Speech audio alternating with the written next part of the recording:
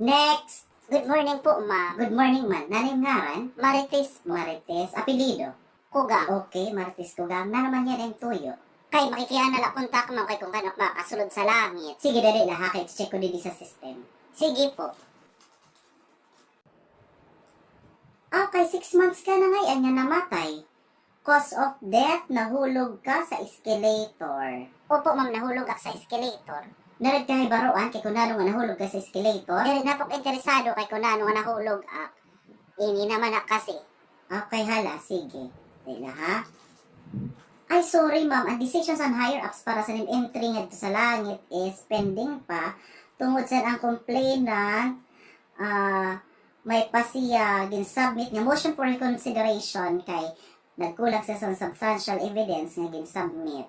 Mao nga ginmove pa sa ang karaliwat pagpagawas sin decision. Ata, kay nanulat nga may nag-complain sa ak nga wala man ak nadudumduman nga may anak mabugat nga sala. Una na sunod ang Ten Commandments, sige mapangadjion ak. Tigang pa sa pagkadaraga ko talaga mapangadjion ak. Dara mo nga ni sa ako mga pangadyan diri natutuman. Kudi wala kasi babasol ha. Oho, wala kay ginbabasol, kundi wala kasugot sa mga kalagnanan sa ni Lord. Ano?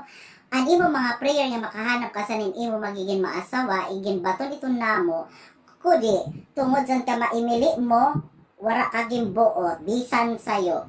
Mao nga nakabuntog liwat itong sa nim entry nga di sa langit. Okay na no atun mga nangungurba ngay saksad to nga mga boringot mao na ngay atwan iyo sa ak iginahatag. Mao nang sagot sa ako mga pangadji. Kala may pamanluwat ka. Kalawi ka, igin underestimate mo pa ang mga kalagnanan sa ni Lord.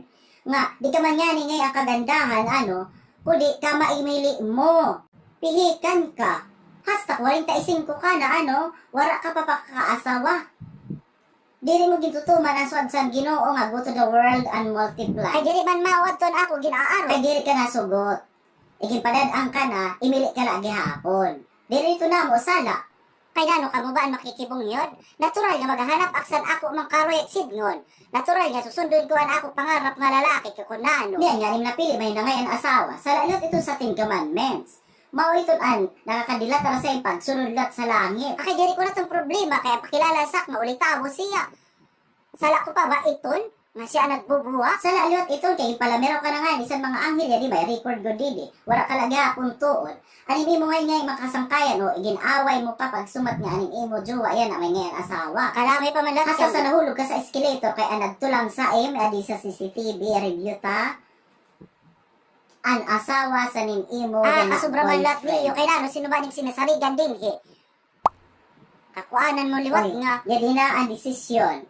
Sa impyerno ka kuno tungod sa naamot ka na pag pinanmili, pagsupak sa kabrot o ni Lord ngan, pagjowa mo sin mayon asawa. Sa impyerno ka.